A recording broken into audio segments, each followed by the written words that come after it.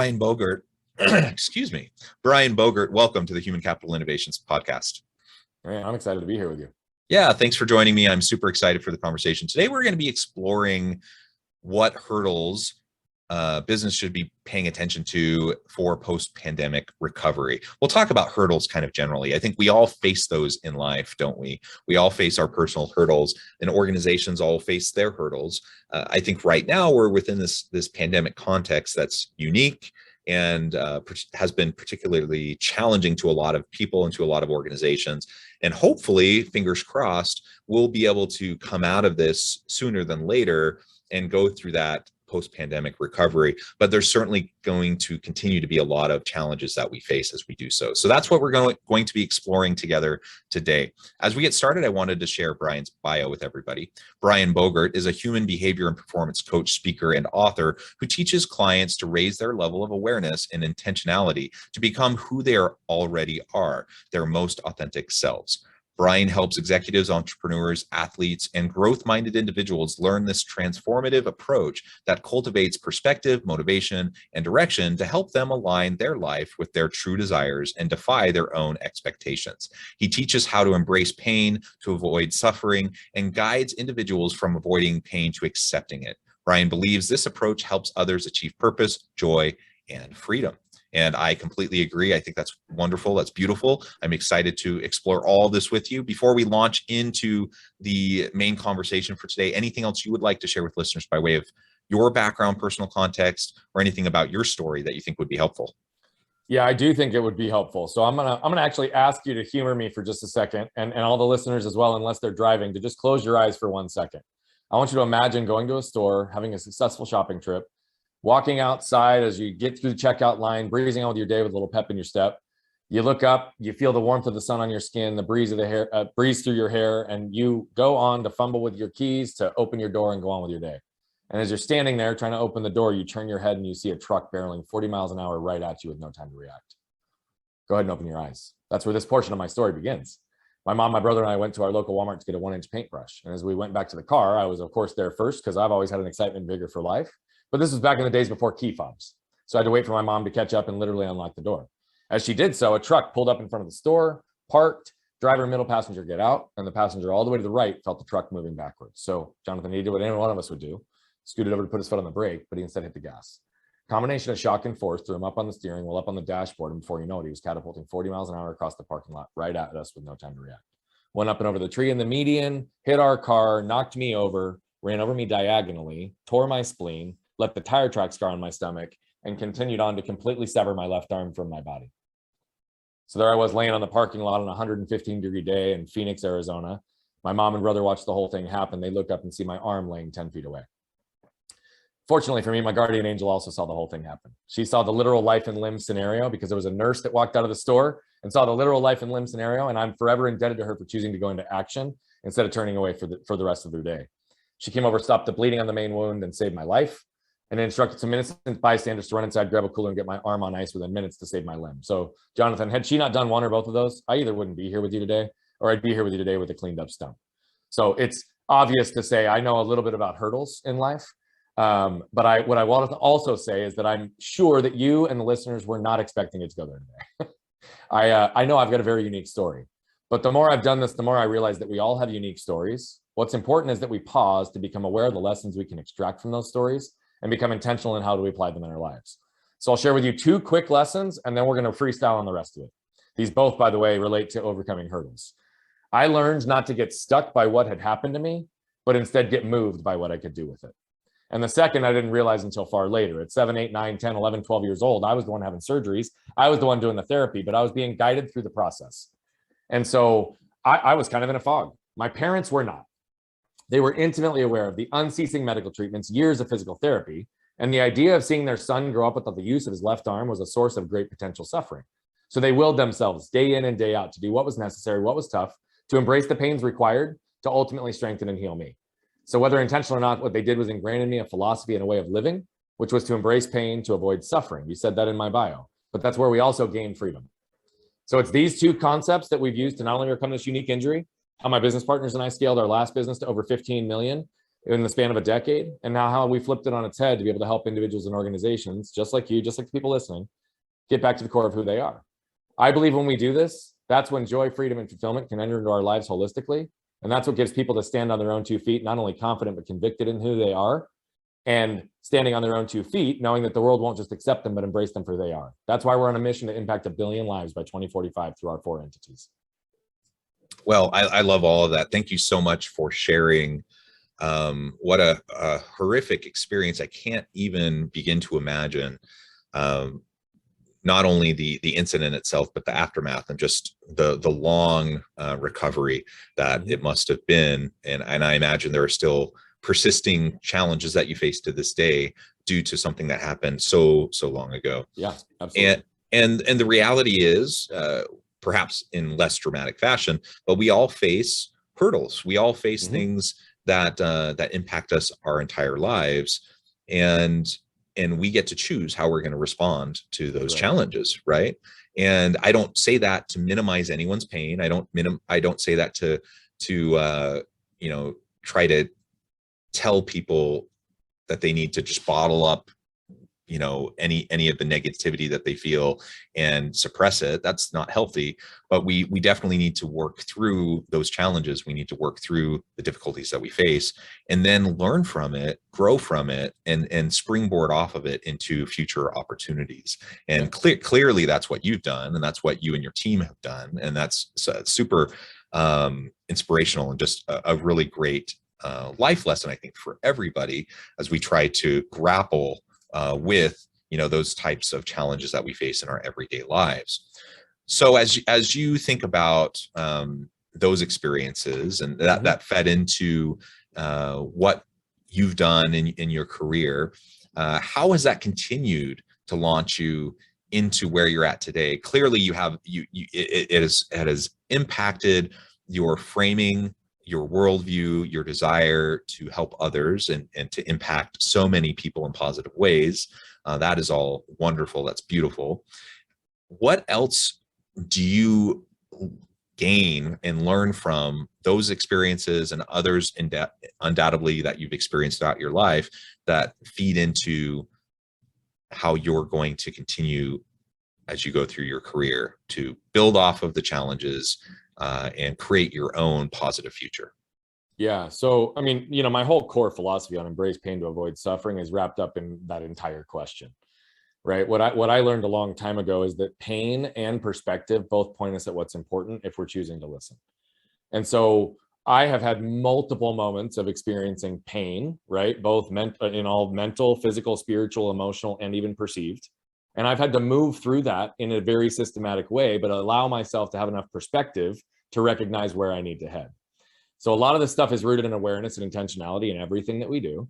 But literally, I mean, whether it's when I shut off physical pain, I shut off emotional pain for almost 30 years, which didn't allow me to enter into the world with empathy and compassion and truly have human connection, which is something that I fought so viciously for, right? I had created mental narratives in places in my life that bit me, right?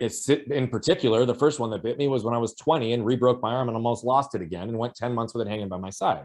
I had to relearn and understand, like, the narrative I'd created about how strong and tough I was also why people weren't there, because they bought into my narrative and I didn't have the courage to ask for help, right? So focusing on human connection was this next venture in my life. Had to understand that, unpack that. And that was being done through all of our philanthropic efforts, through the scaling and growing of our last business, and really understanding what these are. But then I realized at some point, right, that it was a strategic and tactical solution that I was providing to human connection, because, oh, by the way, until I discovered emotion, human connection without emotion isn't really human connection. And so it has fed my life in so many ways, because I think that all of the pain and all of the perspective that I've experienced has allowed me to focus on what's most important, on not only who I am, who I'm doing this for, and who I'm impacting, right? It allowed me at one point in my life to sit back and recognize that the narratives of the world are to chase the what? What house, what car, what amount of money, what amount of success, what amount of business scaling can we accomplish? And I did that. I accomplished all of that. And I realized, as I'm sitting there running with people making multiple 6 figures, 7 figures, 8 figures in some cases, that all of us were miserable because we'd lost the who to chase the what. And so I went through a systematic process of really starting to unpack these things for myself in combination with my own experiences through pain and perspective to truly get back to the core of who I was, because I'd lost it at some point. And what I realize now, and this is why I believe this is such a core part of our message, is today, at this point, everything in my world, all the what's in my world are a manifestation of the who, not the other way around. So I genuinely believe that we need to help people understand at the core exactly who they are, live with permission on understanding what that looks like. Because, oh, by the way, I understand what it's like to be the only one in a room to look and feel a certain way, right? I understand what it's like to be isolated and viewed to be not worthy and not capable of accomplishing something because of how other people were viewing me through their own lens on the world, right? And so when we understand these things, all of it is ingrained, not just in my personal journey of overcoming hurdles, but my professional ones as well. So everything in these hurdles has honestly shaped my life to where it is now and continues to shape my life. I've been through significant hurdles in the last 6 months. Some of the greatest amount of emotional and physical pain I've ever experienced were in the most recent 6 months. And guess what? I still had to go through them. So I'm not a believer that like we shut these things down, but that's the name of the world, is to reduce, eliminate, or avoid our pain, right? Shove our emotions down, show up and move. But the reality of it is, what I've learned is that we actually have to feel in order to heal. And everything that's rooted in human connection is based in 4 things: people feeling safe, people feeling protected. Those are not the same. People feeling seen and understood, and people feeling connected. That's all rooted in the who. That's all rooted in people. So it's who before what, people before profits. These are the same philosophies that are all embedded in everything we do, with embracing pain to avoid suffering, and you name it. Yeah. Excellent. Okay. So let's, with all of that context, all that background, which is wonderful, let's transition a little bit now and talk more specifically about the pandemic and post-pandemic. Yep. What are the challenges that you see coming down the pipeline that successful leaders will face post-pandemic, and how should we be planning currently for that post-pandemic recovery? Yeah, I think so. Similar to even the way I just wrapped that last thought, I think that we're having an awakening in our society right now that is recognizing that the era of what is and profits are ending, and the era of who and people are entering. There's going to be a divide and something that's going to be a little bit interesting, particularly in the corporate world. But really what happened is 16 months ago, people were knocked out of autopilot, right? For the first time globally, we were knocked out of autopilot. We were operating in the unconscious. People would go through the routines of their day, building their businesses, right? Go to work, not know how they got there because the commute was the same every day. So they're knocked out of autopilot, reanalyzing who they are and what's important to them in their lives, which is also why we've seen so much pain, because people weren't prepared for it, because everything else in their world, they were numbing. Simultaneously, the other thing that happened alongside that is that for the first time in human history, the richest of the rich, the leaders of these multi-billion-dollar organizations, were leveled at the same playing field with their frontline staff. Everybody was confined to operating through Zoom in their living rooms and their homes for a period of time, as everybody was isolated.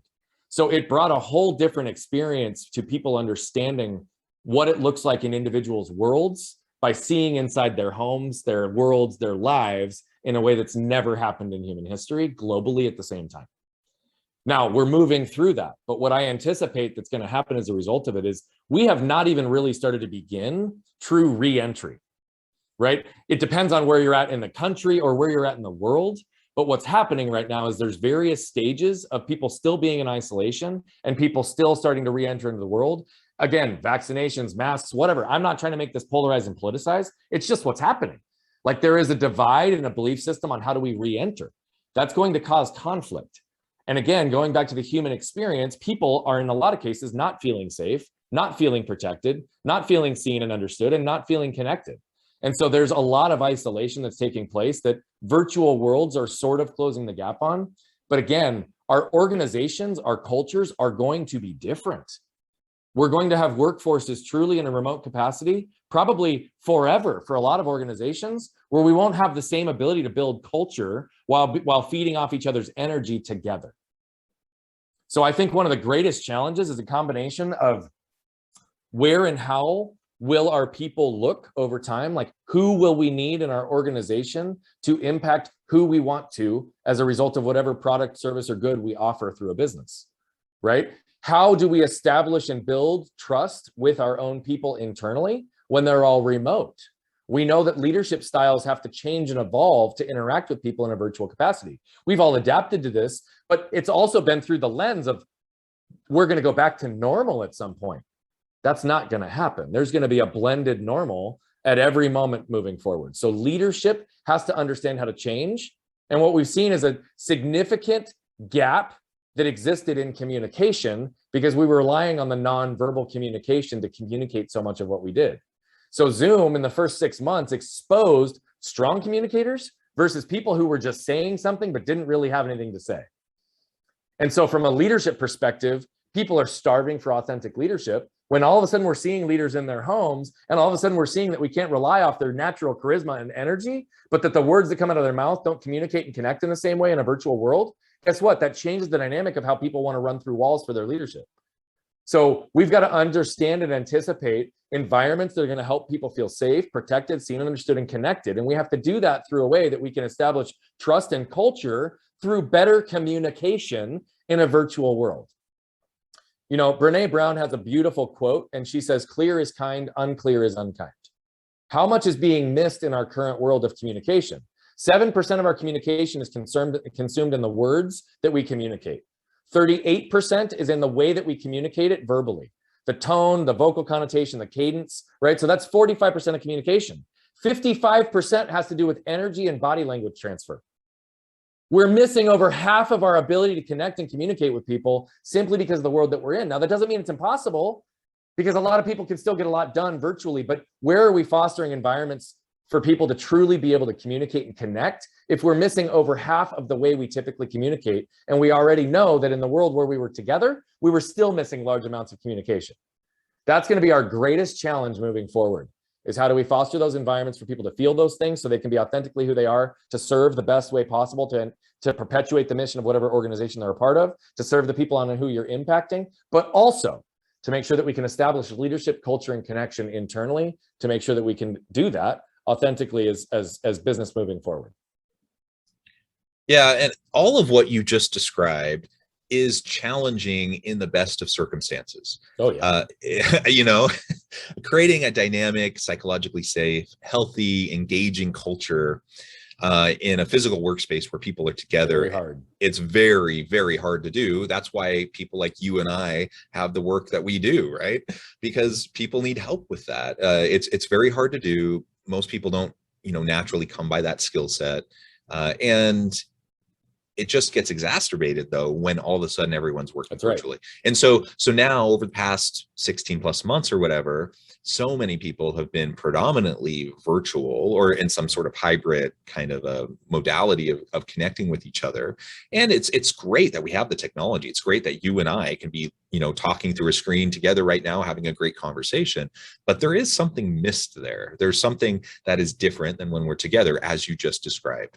And so we absolutely need to recognize that something that was already challenging is going to be even more challenging moving into the future. It is. More and more people have now become used to and comfortable with the idea of remote work. That's right. Whereas, you know, pre-pandemic, there were surveys out there, you know, asking people liked autonomy and flexibility, and that fed into work schedule, and that fed into, you know, the ability, for example, to work remotely on occasion.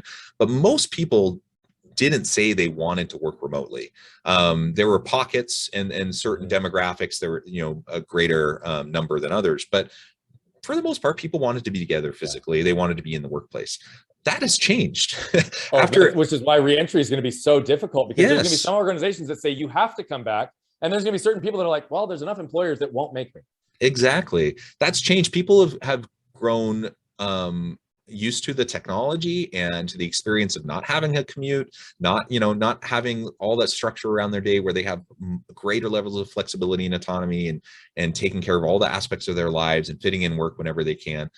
People are used to that. And so it's not just going to go back. Hybrid work, I think, will be the new name of the game. And I think organizations are going to have to figure out how to be flexible and adaptive with all of that. But ultimately, like you said, if companies just flat out say you have to come back, you know, in this, it's going to cause divide and conflict. Yeah. In this labor market, people have choices. So people will, if they really want to work remotely, or at least the flexibility to work remotely often, you know, they'll go somewhere else. And you're going to create, you know, there's going to be elements within organizations of conflict, like you described, kind of first tier, second tier employees in organizations that could emerge. There's all these things that ultimately could cause challenge. And by the way, none of it's good or bad, right? As I talk about it just is. It's not to say that anybody needs to lean one direction or another, right? And I mean that both at the employer and the employee level. Truthfully, like I'm such a believer, again, with focusing on the who, that it's about finding in this new flexible environment that we're going to have what is best for you, and accept that that's okay. Why we talk about it with such passion and understanding the conflict is because we got to prepare for it. We have to anticipate, hey, is our philosophy and culture going to be that we want people to have that flexibility in the hybrid model? They can be remote. Can they be back? What are we prepared for in conflict or divide in our communication ability in each different level? So I want to be really clear that from me, when we talk about this, it's not to give an opinion on what's good or bad. It's just to say that as we talk about with hurdles and conflict, these are things we have to consider. We have to be talking about. And if you're not already talking to your people about this now, you're probably behind the boat. Yeah, it's not good or bad. It just is. It's just the reality that we're in, and we're just going to have to figure out how we're going to navigate it. And one thing that I have seen, perhaps it's dissipated a little bit over the course of the last 16 plus months, but I have seen, particularly early on, that many leaders, the most successful leaders in this transition, in this COVID and pandemic environment, were those that were able to authentically connect and show genuine empathy and compassion towards 100%. Their people. And people have expected that more and more. Whereas, in the past, people had their jerk bosses, and people, maybe they don't love their boss, but they just kind of put up with it. Now, are they going to be willing to put up with that? I'm not so sure. No, and I think honestly, environments that operated off of toxic shame and those types of negative emotions to motivate their people are going to really struggle moving forward. Because when people aren't in the environment and they're in their own, although you're still going to impact them in a way that you may motivate them by those negative techniques, but the reality of it is like they're also not going to put up with it for as long, because they don't have to. When they're sitting in their own home, they're like, I don't have to do this. So I 100% agree with you. What's interesting though is, again, that supports the point. We have an awakening moving from profits towards people. Leadership are recognizing that nothing in business will happen without people. I don't know how we lost sight of that. Right? We did lose sight of that at some point, right? Is that it's like, oh, we can systematize things and put technology in place. And what we realized, even in this world where we go virtually, guess what? There's a lot we can't. And that's okay, right? And so for us to be able to surrender to the fact that it's like we're evolving in a way that's really going to get back to the individual and the flexibility and living lives that will be filled with more autonomy, joy, freedom, and fulfillment. Like as employers, the earlier we embrace that and recognize that our culture is shifting that way, it's already shifted that way. It's a matter of like, how are we going to keep up and how do we want our culture to align with that? But like, that's the thing, man. Nobody's going to put up with it because a toxic shame-based environment, you need literally the environment to condition that and pattern in the behavior. And you cannot, you can deploy toxic shame virtually, but the reality of it is when you get into that environment, at some point, somebody's going to turn their screen off because they don't have to listen to it. Whereas when they're around 50 other people who are all absorbing that same type of toxic shame leadership, guess what? The whole crew is kind of doing the same thing, just trying to protect. But empathy and compassion is the only way, truthfully. So those that survived, those that demonstrated that, guess what? Those are also the organizations and leaders that have thrived in this time. Yeah, absolutely. Well, Brian, it has just been a real pleasure. The time has flown by. I notice that we're about to the end of our time. I want to be respectful of your time and let you get on to the rest of your day. But before we close, I just wanted to give you a chance to share with listeners how they can get connected with you, find out more about your work, and then give us the final word on the topic for today. Yeah, so you can reach me at Bogert Brian or at brianbogert.com. Both are good places. So at Bogert Brian's on any social platform. What you'll notice when you go there is we create a lot of free content.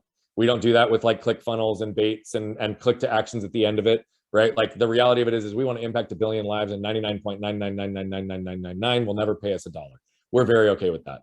So the one request I'll ask, and then we'll just kind of do this together. But the one request is, because we do that, I want to be really clear. I'm not asking for help around vanity metrics. The only way we get to 1 billion is through collective impact.